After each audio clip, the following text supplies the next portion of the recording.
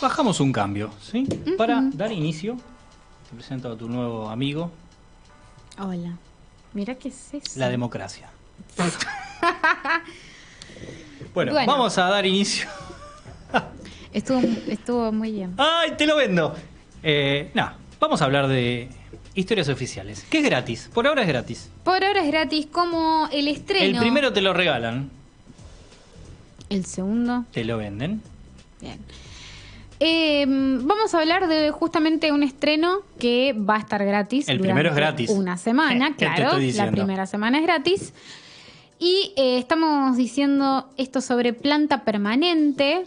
Planta Permanente, una película de Ezequiel Radusky. Pulgares para arriba, pasemos a lo que sigue. Es verdad. Vamos a contar primero cómo fue nuestra historia con Planta Permanente. Sí, porque hay que dar el lugar, el contexto. Porque muy bien. esto nos Creo que lo entusiasma. contamos algo así nomás en hielo el año pasado. Puede ser, porque todo lo que sea joda loca y cosas bizarras, nosotros no lo pasamos por alto.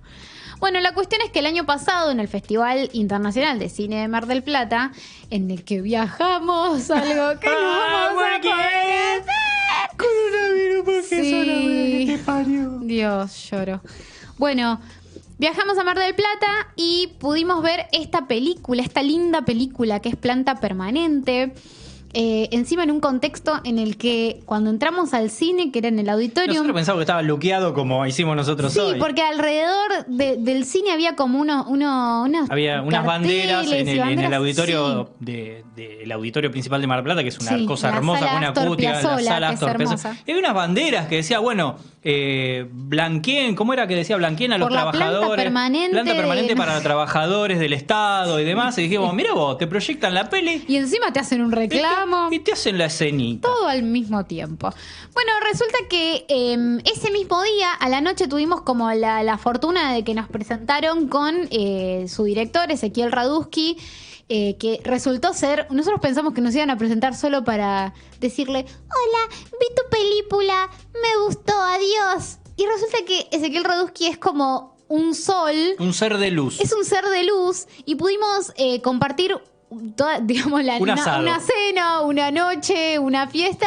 Con vos no, asado no, langostino, disculpa. Yo comí langostino, claramente, siempre haciendo papelones. Soy la Boy Olmi de punto cero. Claro. Y bueno, por suerte pudimos conversar un montón también sobre la película, sobre sus impresiones, sobre este estreno. Y la verdad es que, bueno, pegamos muy buena onda y al mismo tiempo mucho cariño, porque la película nos había gustado muchísimo. E inmediatamente después nos gustó muchísimo Ezequiel. Claro, que conste, esta aclaración que conste en acta. Por un lado es lo de las banderas realmente. Había justo ese día que se proyectó por primera vez. Fue una casualidad que la película tiene que ver un poquito con estas cosas de la planta permanente, del trabajo en el Estado y demás, cuestiones administrativas, toda la burocracia, el sistema administrativo. Coincidió, el reclamo era genuino y no tenía nada que ver con la película. Exacto. Eso por un lado, y además lo pudimos conversar y preguntarle al propio Ezequiel. Y segundo es la aclaración de que vimos la película primero, la adoramos, nos encantó, y luego tuvimos la fortuna de hacer, como culo y calzón, podemos decir, con Ezequiel, el propio director, Ezequiel Radusky. Y eso vino después. No es que hablamos bien de la película porque éramos amigotes. No. Es toda una maravilla que por cierto, primero fue con la película. ¿Podemos dar el anticipo ya o no? Podemos dar el anticipo de lo que va a pasar este viernes, que es que nosotros vamos a hablar ahora de la película. Ustedes seguramente la van a ver mañana y la van a ver el viernes mismo en Cinear. Y a las 5 de la tarde van a poder escuchar a Ezequiel en vivo en Clase B, porque va a venir hasta acá, hasta el estudio, va a venir a la radio a visitarnos después de tanto tiempo. Su primera salidita. Su primera salidita y además la segunda vez que va a estar en Clase B, porque la primera fue a principio de año cuando estuvo Planta Permanente en el Festival Construir Cine, que es el Festival Internacional de Cine del Trabajo, y ahora vamos a desarrollar por qué tiene que ver con esto. Pero esa vez había sido vía Zoom y en esta oportunidad va a venir y vamos a estar literalmente una hora charlando sobre la película y un montón de cosas que sucedieron este año. Así que bueno, queda hecha como... Es como la continuidad, la continuación de lo que se charle hoy. Mañana ven la peli, el viernes hablan con el director. Bueno, Planta Permanente es una película de, como dijimos, Ezequiel Radusky, que en el año 2013 había estrenado Los Dueños, en compañía con Agustín Toscano. Los Dueños es una película que nosotros habíamos mencionado seguramente... 1000 veces. Sí, 1.000.000 de veces. Y que además en su momento había salido en Punto Cero, una nota que me había dedicado a escribir también, obviamente con el comentario ¿La que de te Diego, chorearon? que lo había hecho, sí, una nota que me chorearon. ¿Puedo decir de dónde? Nada, deja. Mejor no, No hay ¿no? que darle entidad. Uno Tenés se mide razón. por el tamaño de sus enemigos. Tenés razón. Mi enemigo es Dios. ¡Ah! Apa, la Cualquiera. Bueno, y cuestión que había escrito una nota que tenía que ver y Ese comparaba un productor que no poquito. diga esa No, cosa. no, está bien. Esa está cosa bien. no. No se Bueno, dice. el diablo. No, Diego. Bueno, ¿quién es mi enemigo? No sé. Las 2 del mediodía. Sí, por favor. Bueno, ¿qué estaba diciendo, Diego? Me hiciste olvidar. Vos ves sola. ¿Qué iba a decir? Me hiciste perder. No, Mal. estamos hablando de los dueños. Ah, estaba hablando de los dueños. Bueno, Vos te había quedaste hecho con como lo que te dije, ¿te gustó eso? una comparación. Pendejo. Sí. Una comparación con Parasite había hecho en un momento porque justamente Los Dueños tenía como esto de empleados de una estancia, de una casa, que en los momentos en los que no están justamente los dueños, ellos se meten y viven como viven todos esa vida que no Un discurso vivirían. político de lucha de clases, de alguna manera. Sí, justamente hablando de la movilidad de clases, esas cosas que nos llegan, cuáles son las estrategias a partir de cierta picardía, inteligencia que adoptan estos personajes para vivir por un rato, aunque sea, la vida que no viven, que viven sus dueños, sus dueños, Sí, los bueno, dueños de la sí. casa, sus patrones. A ver, una persona que come langostinos, eso habla así. Ay, Dios, qué bestia. Bueno, esto fue en el año 2013. Después de esto, Agustín Toscano estrena El Motoarrebatador hace muy poquito, que también hablamos de la película, porque fue buenísima. Y en este momento viene como la película de Ezequiel, la ópera prima en solitario de Ezequiel. Para mí son 3 películas que tienen algo de hermanas, por una cuestión de que, bueno, es la película de ellos juntos y sus primeras óperas primas separados, y que además comparten actores que habían estado en Los Dueños. Por ejemplo, tenemos a Liliana Juárez, sí, y al Negro Prina, que habían estado en Los Dueños y que están en El Motoarrebatador. Y tenemos a Lila y a Rosario Blefari, que habían estado en Los Dueños y también ahora están en Planta Permanente. Que además, ya que la mencionás a Rosario Blefari, Sí, que ahora este iba a año decir, se nos sí, fue, tiene un sentido especial también la película. Sí, claramente hay algo muy sensible que tiene que ver con la partida de Rosario Blefari hace muy poquito tiempo, que además despertó un montón de sensaciones muy positivas del público, ¿no? Y incluso creo que fue Encuentro o la TV Pública que la homenajeó con varias películas en las que ella participaba, entre ellas Los Dueños. Sí, una persona que era muy querida en el ambiente y a partir de este suceso, que una veces también es como que reflota ciertas cosas, nos dimos cuenta que era mucho más querida de lo que era querida. Sí, había como mucha gente, de verdad había pasado físicamente por la vida de un montón de personas, ¿no? Como que un montón de personas de repente En la se la habían... literatura, en la música. Sí, porque cuando en uno dice el cine. ambiente parece que es solo una cosa. Y en realidad ella, digamos, fue nuestra Silvia Prieto, fue nuestra... Que hay un separador de Silvia Prieto por ahí que es muy divertido. Fue obviamente en el mundo de la literatura, digamos, como la poesía, la música con Suárez, digo, como un montón de cosas. Entonces en este momento me parece que va a ser como un guiño más a esto de seguir viéndola a Rosario, esta vez como de una forma muy particular, porque ella no va a estar, entonces va a ser sensible seguramente, y para Ezequiel seguramente también. Sin lugar a dudas. Así que bueno, eso por un lado. ¿A quién interpreta Rosario y a quién interpreta Lila? Ahora vamos. Liliana, ahí vamos. Ahora ya vamos a hablar de lleno pie. de Planta Permanente. Todo esto era contexto como para entender por qué esta película es la película que es. Es la película que es y es la película que hay que ver y es una de las películas del año, para mí sin dudas. Bueno, tenemos a Lila, que está interpretada por Liliana Juárez y que su personaje se llama Liliana Juárez, además. Sí. Y a Marcela. Ganadora del premio a Mejor Actriz en el Festival de Cine de Mar del Plata el año Liliana pasado. Juárez es una flor de actriz, de la misma manera que lo es el Negro Prina. Lo vengo diciendo desde hace mucho tiempo y lo son, de verdad.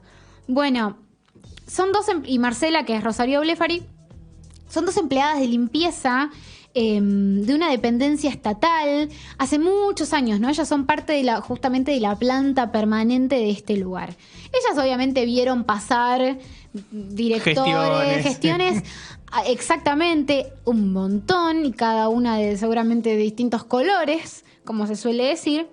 Pero este año en el que sucede la película, viene una nueva directora. Una directora. Una nueva directora muy particular, que es interpretada por Verónica Perrota, ¿sí? Ella es la nueva directora que van a ver en los primeros minutos, van a poder hacer rápidamente una asociación con, ¿cómo es que le dicen ahora? A nuestra... Heidi. No, Heidi, no, los que la quieren, le dicen algo así como corazón de león, no sé cómo le dicen. La leona. La leona, sí, no sé cómo le dicen. A la leona Mariu la van a ver muy parecida, porque hay muchas cosas tomadas de ese discurso. Hay textuales como: me voy a dormir todos los días pensando en lo que hice y en lo que me faltó. Bueno, a ver, sabemos que los discursos que da están basados, pero no basados como inspirados, están basados textuales, son citas textuales de discursos políticos que hizo Mariu. Y aparte, digamos, los movimientos de las manos, la vestimenta, digamos, hay como el tono. Esta directora, digamos, llega en un momento en el que justamente su discurso como es bastante esperanzador para los empleados, porque obviamente menciona esto de yo soy su empleada, no ustedes mis empleados, viste, como una cuestión así. Y Lila y Marcela tienen una especie como de comedor. Tienen un emprendimiento clandestino dentro de la dependencia, dentro del edificio, en una especie de sótano, en el cual ellas cocinan y hacen como una changa o un kiosquito más. El kiosquito, comúnmente kiosquito. Entonces ellas durante todo el día, mientras van limpiando los distintos lugares, toman pedido de sus compañeros y al mediodía hacen el menú para milanesas, todos. Esas milanesas. Sí. Qué lindo. Me dieron muchas ganas de comer algo cocinado por Liliana Juárez, y no sé si ella cocina bien en realidad, pero yo quiero que ella cocine algo. Si cae con una milanesa, le creo que la hizo ella. Después la compró en el Anti, no importa, pero le creo. Sí, por favor. Bueno, entonces tenemos a estas empleadas que lo que quieren es blanquear un poco este comedor, ¿no? Es como pedirle permiso a la nueva directora para que las deje hacerlo de una forma más oficial. Es que de alguna manera se despierta una oportunidad de decir, che, una nueva directora dice que es parece buena onda, nos va a ayudar. Mira, nosotros tenemos este emprendimiento, fíjate si puedes ayudar. Y ella le dice, bueno, sí, vamos a ver, me parece bien, porque además ustedes están ayudando a que coman los empleados y no salgan afuera a comprar comida. Pero pasaron cosas. Este personaje interpretado por Verónica Perrota, para mí ya califica como una de las villanas del año y viene como a participar. No lo había pensado, porque yo me anoto toda semana tras semana en el cuadernito. Anotate la nueva directora, la directora en uno de los villanos del año. ¿Por qué? Porque ella lo que viene a hacer es a decirles, por un lado, que tienen que participar como de una licitación para hacer ese comedor. Claro, todos los temas que tengan que ver con franquicias, como emprendimientos que tienen que ver con el Estado, se hacen a través de licitaciones siempre que superen determinado monto. Exactamente. Hay que hacerlo por derecha. Exacto, pero para esto lo que implica es que estas dos mujeres, estas dos empleadas, tienen que dejar de ser parte de la planta permanente y tienen que renunciar a sus trabajos. Entonces empieza como a haber una especie de guerra entre ellas mismas, que eran amigas y que estaban juntas en esta situación, porque además despiden a la hija de Marcela, se echan la culpa entre ellas, digamos, empieza como a haber una especie de rivalidad que se da entre empleadas, digamos, entre pares, entre gente de la misma clase, que justamente es un poco también lo que pasa en el motoarrebatador, ¿no? Como esta guerra de lucha de clases entre personas de la misma clase. Y ellas empiezan a tener este enfrentamiento que es muy doloroso para el corazón de cualquiera. Bueno, la cuestión es que esta película empieza como a reflejar más o menos lo que pasa en el Estado, más o menos lo que pasa para los empleados, más o menos situaciones de poder y situaciones de... ¿cómo decirlo? De corrupción incluso, de lo que tiene que ver con las licitaciones. Y escalada. Para mí la palabra es escalada. Como el no me lo dijiste, no te lo dije antes, no te pedí disculpas, no me pediste perdón y todo esto. En la guerra, bueno, te voy a joder con esto, lo otro, termina pudriéndola toda. Pero además me parece que es un reflejo bastante triste de cómo funciona el sistema para para las personas que están en el empleo público, digamos, para las personas, qué sé yo, como que te diga, para las empleadas de limpieza, digo, como para los empleados del corriente, que no son los políticos que vienen durante una gestión, se llenan de guita y se van, sino que son gente que durante años y años y años están haciendo el mismo puesto y ocupando el mismo puesto en una planta permanente y no se mueven de ahí. ¿Y qué pasa cuando esas personas tienen como una ambición de subir un poco más dentro de su propio empleo o dentro de su propio espacio? ¿Qué pasa ahí? Nunca le crean a un político o a una política que dice que no hay dinero, porque por algo se acercan a la gestión y cuando salen de la gestión nunca salen con menos.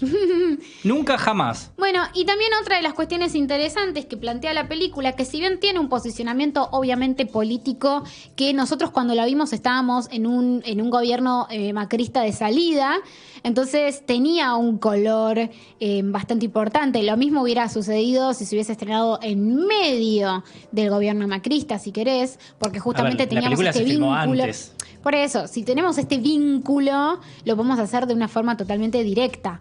Sin embargo, la distancia, que esta es una de las cosas que hablábamos a principio de año con Ezequiel, la distancia hace que justamente la película pueda abstraerse de alguna manera y empezar a poder encajarla en cualquier color político, ¿no? Y digamos, su propio director, que justamente tiene una posición política que está muy marcada en esta película, nos contaba al aire en Clase B hace como un montón de meses que él mismo tuvo situaciones muy parecidas a las que tuvieron estas empleadas o situaciones de suma injusticia, injusto bajo, no sé, el gobierno kirchnerista, con el que quizás él comulgaba más. Entonces, digamos, esa es una cuestión que si bien es claramente partidaria, porque va directamente hacia un partido y lo vamos a reconocer, es una cuestión política general. Sí, todo el cine es político. De última tenés en la vereda opuesta algo que reivindica lo más facho y lo más de derecha de la sociedad. Tenés esta película multinominada como 4x4, por ejemplo. Así bueno, que claro, cada uno también es libre de elegir, ¿no? Sí, sí, por supuesto. Nada, iba a bardear. ¿Bardear? ¿Cómo me hacés bardear? Dale. Sí, vamos a decir la película multinominada 4x4. Sí, que son la cantidad de películas que vieron quienes nominaron películas para los Premios Sur. Sí. Se caen de orto si ven las películas que vemos nosotros en hielo. Me sorprende bastante la poca variedad que hay en los Premios Sur este año. Ven 4 películas, déjame joder. Y me pone mal pensando que esto viene de la industria. Es decir, la propia, digamos, no sé, los propios directores de fotografía votan a la mejor fotografía y así, sonido. Y así en todas las categorías. Entonces, digamos, me preocupa que no haya variedad en las nominaciones y que sean las mismas 4. Me llama mucho la atención que todos hayan coincidido en eso, pero bueno, se lo dejo por ahí. Pero bueno, cada uno hace los premios que quiere. Puedo poner la mano así. Nosotros hacemos los premios hielo. ¿A dónde estamos? Eso sí que están buenos. Pulgares para arriba para planta permanente desde ya. Y se anota como una de las películas argentinas del año. Por favor, y les invitamos el viernes a que escuchen a las 5 de la tarde acá Punto Cero también, porque bueno, vamos a estar acá. Vos la tenés que ver. Bueno, a ver, yo mañana trabajo. Hoy se estrenó la película, ¿no? Mañana claro. Se estrena en Cinear TV y a partir del viernes va a estar en la plataforma durante una semana. Ah, bueno, entonces el viernes. Pero la guiño. Sí, la quiero ver, ya hace rato que la quiero ver. Bueno, la vas a ver. La vas a ver y te va a gustar. Y el viernes hablamos con Ezequiel. Y el viernes viene Ezequiel, así que nos olemos al rato. Vos también. Vos ahí. Vos estás invitado. Vos que estás más lindo que la mierda, mirá. Bueno, que Diego... Me llenaré la lengua blanca de lamerlo al productor. Diego, la verdad está más lindo así. Está más lindo, ¿viste? Piel y hueso. Es muy hegemónico. Mucha piel, pero también hay hueso. ¿Qué Vicky? ¿Qué dijiste? Si escarbás encontrás al final. Sí, hay que rascarlo. Al productor hay que rascarlo, siempre algo le encontrás.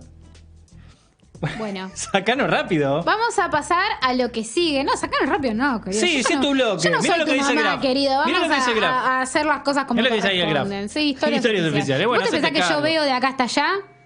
¿Qué, no ves? Yo supongo que hay historias oficiales. Quiero creer que hay historias oficiales. La belleza cuesta caro. Continuemos. Vamos a lo que quería Vicky Bullati. A los Homora-tortas, vayan, sigan, compren y coman rico. Bueno, vamos con Rebeca. Rebeca es una película... Perdón, vamos a empezar por el principio. Rebeca es una novela...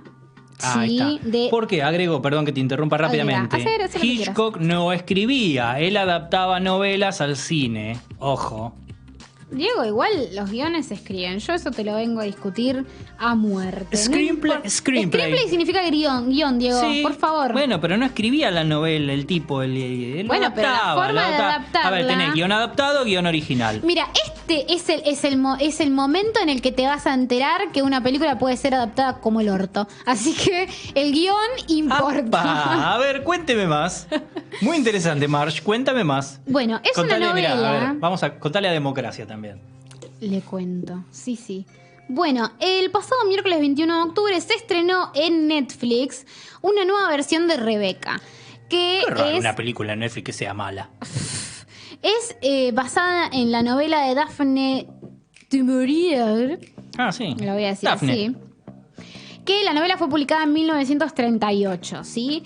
Y pese a que la película, digamos, como que no tiene una intención de ser juzgada como una remake de la película de Hitchcock, es como medio inevitable, primero porque el recorte es el mismo, y segundo porque los personajes son físicamente muy parecidos a los que había tomado Hitchcock en su momento.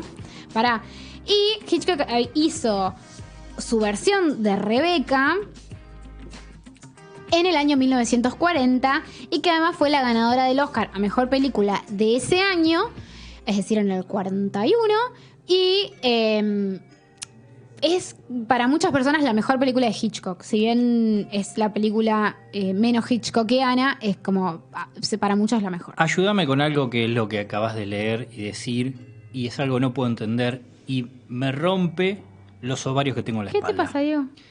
¿Por qué hablan de que no se basen en la historia previa? A ver, en lugar de ponerle Rebeca y basarte en los personajes de Rebeca, de Hitchcock, de 1940, ponerle Juan Carla y hablar de otra historia y ponerle otra cosa. Basta decir no comparen ni hablen, no se basen en la historia. A ver, si tenés una historia previa, precedente, con los mismos personajes, la misma historia, lo mismo todo, el mismo título. Bueno, la misma tipografía no, por suerte. Basta, no es que no comparen. Sí, tenés que compararla. Si no, ponerle Juan Carla y la historia es otra historia. Listo. Obvio, sí, yo creo lo mismo. Aparte más teniendo justamente películas que están contadas de una forma parecida. Entonces es difícil como hacer de cuenta que no. No, es parida de la novela, no de la de Hitchcock. Bueno, pero hay cosas que son muy compartidas. Entonces hay algo ahí que es difícil. Igual a mí me chupa un huevo y yo la voy a comparar igual. Así que no importa que digan lo que quieran. Bueno, la sinopsis de las dos películas y lo mismo con la de la novela, se trata sobre una joven que se encuentra de manera como fortuita con Maxime de Winter durante una breve estadía en Monte Carlo. Ella, que es una mujer muy sencilla, por no decir bastante bruta, vamos a decirlo de esa manera. Coloquial. Sí, es el personaje así como... Cero... ¿Natalia Oreiro hacia Carlito? Sí, como que es así. Es una dama de compañía de una mujer y él es como todo lo contrario. Es como un tipo recontra sofisticado que además vive como en la mansión... Facundo Arana. Mandalay. Facundo Arana. Que, bueno, digamos, tiene como la mansión más grande, qué sé yo, qué sé cuánto, tiene mucho dinero y es como súper sofisticado. Bueno, ellos en una breve estadía en Monte Carlo se cruzan y se enamoran. Y en esas mismas vacaciones él le propone matrimonio a ella y se la lleva a su mansión. Cuando llega a la mansión, lo que va a descubrir esta nueva Mrs. de Winter es que su esposo tiene una ex esposa muerta. El famoso muerto en el placard. Y esta ex esposa muerta, digamos, viene a ser como una especie de fantasma para ella, porque no puede evitar compararse con ella y además llega a la casa y todo tiene la R de Rebeca, todo. Bueno. Todo tiene bordado la R y todo es en función de lo que hacía ella antes. Todos hablan de Rebeca como una mujer, justamente como se llama la película de Hitchcock, una mujer inolvidable, esta mujer que era la más hermosa, la más elegante, la más agraciada, era todo. Como el productor. Entonces, bueno, viene como este personaje nuevo, esta nueva Mrs. de Winter, a no poder encajar en ese hueco que dejó esta mujer. Te quepa grande el saco. Y además, digamos, siente que este hombre... ¿No te estaba acomodando a propósito ese pelo ahí? No. Ah. Se me salió. No, seguí adelante. No. Ella además lo que le parece es que este hombre obviamente todavía tiene sentimientos por Rebeca y eso la vuelve absolutamente loca. Superalo, soltar. Soltá, señor de Winter, media pila. Bueno, Winter is coming. Winter is coming.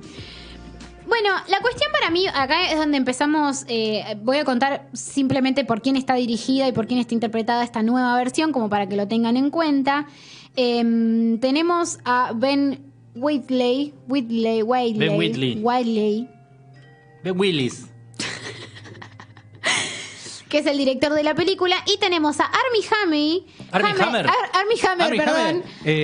Call Me By Your Name. Chicos, por favor. Quiero volver a ver Call Me By Your Name. La cara de nada que tiene este tipo.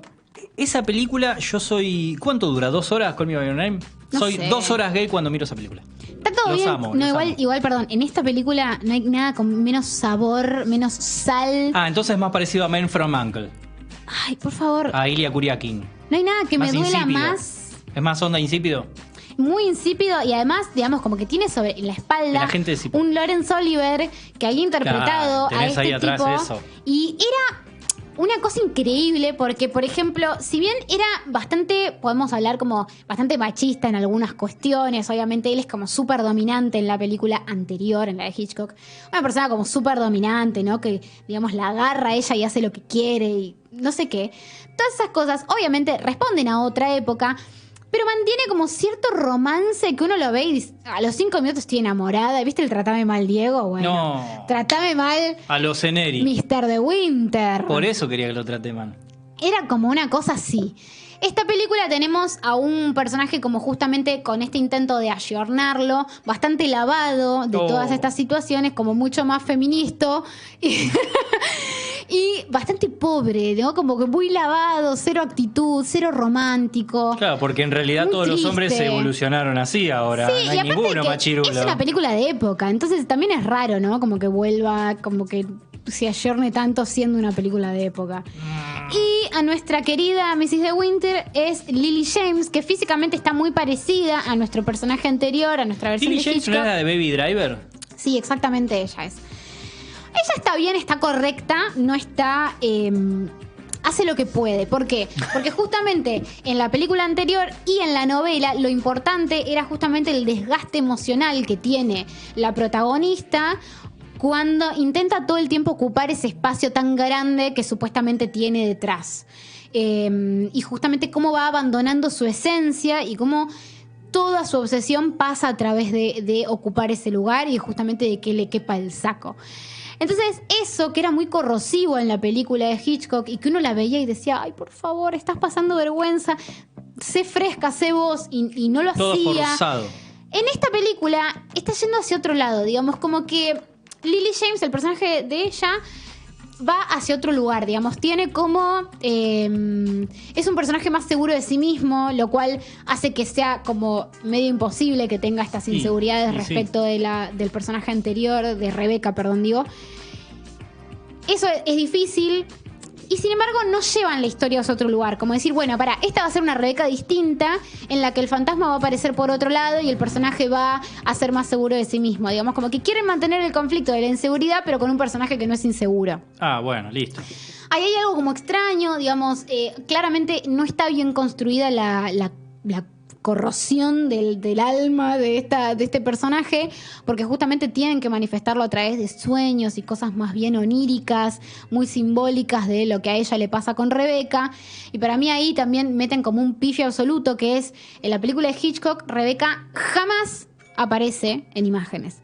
Nunca. Todo el tiempo es un personaje que se evoca y que tiene como una presencia que es la carga que uno le puede dar en su imaginación. Como decir, todo el tiempo están hablando de algo tan increíble que no verlo sería bajarlo a lo terrenal. Exactamente, sí. Y no es posible. Y en esta película, digamos, si bien no aparece como corresponde, o sea, no vamos a tampoco mentir, no aparece. Entonces aparece. Pero hay un momento en el que el personaje de Lily James tiene como una especie de visión, como con una Rebeca que corre y que ella la trata de alcanzar. Y en ese momento, ay, se te cae Rebeca, así como, ¿qué es esa Rebeca fea que me estamos acercando? hablando? Esa Rebeca petiza con un vestido rojo grasa. Claro, era un serenito con un vestido. Pelo largo, así mal peinado. Imagínatelo. No, perdón, Rebeca no se vestiría así, Rebeca es la princesa. Claro. ¿Qué pasó acá? Bueno, entonces la película tiene como, para mí, una esencia de transformarla en un bestseller más juvenil. Te prometo que cierro. De transformar esta nueva versión en una versión más bestseller juvenil. Le incorpora muchas más escenas de sexo, mucha más piel, justamente ayornar un poquitito a los personajes. Pero la verdad es que pierde un montón de toda la esencia y el dramatismo que tenía la película anterior.